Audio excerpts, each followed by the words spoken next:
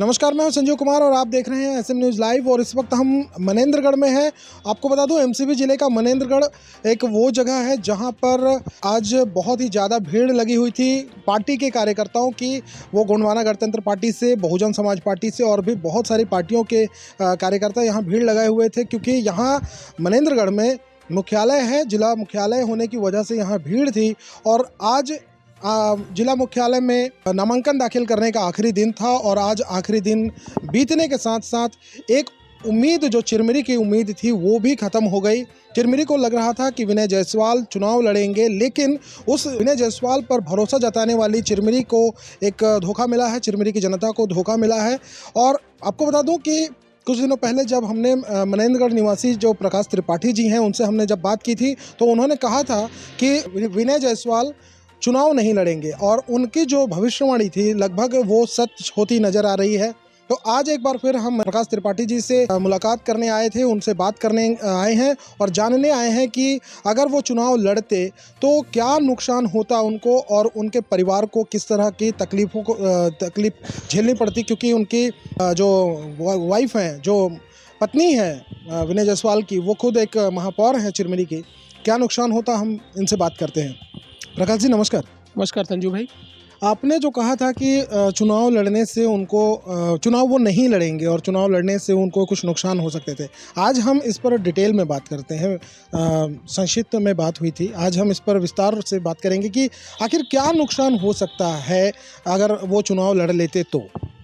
देखिए संजू भाई, नुकसान से तात्पर्य मेरा राजनीतिक नुकसान से था कि वो यदि चुनाव लड़ते डॉक्टर विनय जायसवाल निर्दलीय या गोंडवाना गणतंत्र पार्टी से, जैसे उन्होंने नामांकन आज दाखिल नहीं किया है, तो निश्चित तौर पर उनका राजनीतिक भविष्य पर प्रश्न चिन्ह लगते और भविष्य में उनकी जो भी संभावनाएं हैं वो खत्म हो जाती। और उनके साथ जो उनकी धर्मपत्नी है, मेयर है, उनकी संभावनाएं, उनके भविष्य पर भी प्रश्न चिन्ह लगते हैं निश्चित तौर पर। ये एक पक्ष है। दूसरा पक्ष ये है कि डॉक्टर विनय जायसवाल यदि निर्दलीय चुनाव लड़ते या गोंडवाना गणतंत्र पार्टी से चुनाव लड़ते तो वो किसे सबसे ज़्यादा नुकसान पहुंचाते। तो मेरा जवाब ये है कि डॉक्टर विनय जायसवाल यदि निर्दलीय चुनाव लड़ते तो निश्चित तौर पर वो श्याम बिहारी जायसवाल को नुकसान पहुंचाते, कांग्रेस को नुकसान नहीं पहुंचाते। और मुझे पूरा यकीन था कि डॉक्टर विनय जायसवाल श्याम बिहारी जायसवाल को चुनाव में नुकसान नहीं पहुँचाएंगे। ये जो आपने इतने विश्वास के साथ कहा कि वो चुनाव में उनको नुकसान, मैंने विनय जायसवाल श्याम बिहारी जायसवाल को नुकसान नहीं पहुंचाएंगे, ये विश्वास, इतना विश्वास क्यों? देखिए, पिछले 4 सालों का आप जब घटनाक्रम देखेंगे तो आप देखेंगे कि विपक्ष, जो भाजपा विपक्ष में जो रही है, चाहे वो नगर निगम में हो या नगर निगम के बाहर हो, एक विपक्ष के रूप में, तो उनकी कार्यशैली लगभग शून्य रही है। साठगांठ के आरोप भी लगते रहे हैं, कई ऑडियो भी वायरल होते रहे हैं। और हाल ही में एक यादव, उनका नाम मैं भूल रहा हूँ, मंडल अध्यक्ष थे, उनको हटाया गया पद से, उनका एक ऑडियो वायरल होने के बाद। तो साठगांठ के आरोप लगते रहे हैं। ऐसा माना जाता रहा है कि ये एक ही मतलब साठगांठ से ये यहाँ पे जो है शासन चलाया जा रहा है। विपक्ष और सत्ता पक्ष यहाँ एक है। इसका सबसे बड़ा उदाहरण है कि आपको चिरमिरी नगर निगम में जो मेयर का निर्वाचन हुआ था, वो एक्चुअल निर्वाचन था ही नहीं, वो निर्विरोध चयन था। मतलब विपक्ष ने 12 पार्षदों के होने के बावजूद भाजपा ने वहाँ कोई प्रत्याशी नहीं दिया था अपने पार्षदों के लिए, मेयर प्रत्याशी नहीं दिया था अपने पार्षदों को, विकल्प ही नहीं था उनके पास। तो साठगांठ के जो आरोप लगते रहे हैं वो कई बार दिखा भी है साफ साफ कि भाई ये दोनों एक हैं। तो मुझे पूरा यकीन था कि डॉक्टर विनय जायसवाल श्याम बिहारी जायसवाल के विरुद्ध निर्दलीय चुनाव नहीं लड़ेंगे। तो श्याम बिहारी जायसवाल के विरुद्ध वो निर्दलीय चुनाव नहीं लड़े, लेकिन जिस तरह से जनता ने उनको विश्वास दिलाया था, उनके घर पर जिस दिन अपने घर पर एक कार्यक्रम कर रहे थे कि उसमें चिरमिरी की पूरी जनता को उन्होंने निमंत्रण दिया, आप लोग आइए और समर्थन बताइए कि कितने लोग समर्थन में हैं उस दिन। और उसके ठीक एक रात पहले चिरमिरी की बड़ी बाजार जो ग्राउंड है, वहाँ पर भी काफ़ी सारे लोगों ने मोबाइल की फ्लैश लाइट जलाकर अपना उनको समर्थन दिया था। क्या नहीं लगता कि उनके साथ एक छल, उनके साथ एक धोखा किया है विनय जायसवाल ने? देखिए संजीव भाई, जो आप ग्राउंड की बात कर रहे हैं, देर रात में जो कार्यक्रम हुआ था वो गरबा का कार्यक्रम था। वहाँ गरबा के लिए लोगों को बुलाया गया था और गरबा के दौरान लोग वहाँ पे डॉक्टर विनय जायसवाल मंच पे आए और उनसे समर्थन की अपील की।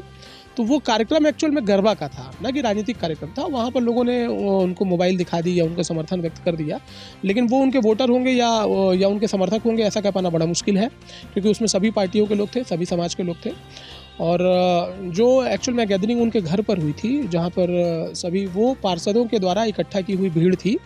और डॉक्टर विनय जायसवाल इस बात को कहीं ना कहीं वो उस भीड़ का उपयोग कर रहे थे दबाव बनाने में। मुझे नहीं लगता कि वो चुनाव लड़ने को लेकर कभी भी सीरियस थे। वो जानते थे कि टिकट कटने के बाद वो चुनाव लड़ने की स्थिति में नहीं है और वो कभी भी श्याम बिहारी जायसवाल के विरुद्ध चुनाव नहीं लड़ते, इसका मुझे यकीन था। आखिरी समय तक विनय जायसवाल, डॉक्टर विनय जायसवाल जो विधायक थे, उन्होंने आखिरी समय तक यही बताया कि पार्टी का जो फैसला है उस पर उनको पूरा विश्वास है। लास्ट मोमेंट तक उनको यकीन, शायद इस बात का उम्मीद था कि टिकट बदल जाएगी। ऐसा कुछ देखने को नहीं मिला। तो अभी वर्तमान में जो उम्मीदवार है आपका पार्टी का, ये कितना भारी पड़ सकता है भारतीय जनता पार्टी पर? देखिए संजीव भाई, ये एक्चुअल में यदि आप ऐसा सोचते हैं कि सीईसी अपने फैसले बदल सकता है या चीफ इलेक्शन कमेटी जो कांग्रेस पार्टी की है या दिल्ली में जो लोग बैठते हैं तो वो लोग दोबारा बैठेंगे डॉक्टर विनय जायसवाल के लिए, ये असंभव सी बात है। ये डॉक्टर रमेश चंद्र सिंह के नाम पर मुहर लगने के बाद ये तय हो गया था कि मनेंद्रगढ़ के प्रत्याशी रमेश चंद्र सिंह ही होंगे। और ऐसे एकमात्र विधायक नहीं है जिनकी टिकट काटी गई है। सरगुजा क्षेत्र में ही 3-4 ऐसे विधायक हैं जो जीते हुए विधायक थे, उनकी भी टिकट काटी गई है और डॉक्टर विनय जायसवाल उनमें से एक है। यही बात जहाँ तक चुनाव की, तो मैं आपको बता दे रहा हूँ कि रमेश चंद्र सिंह हालांकि वो एक नया चेहरा है, फ्रेश चेहरा है।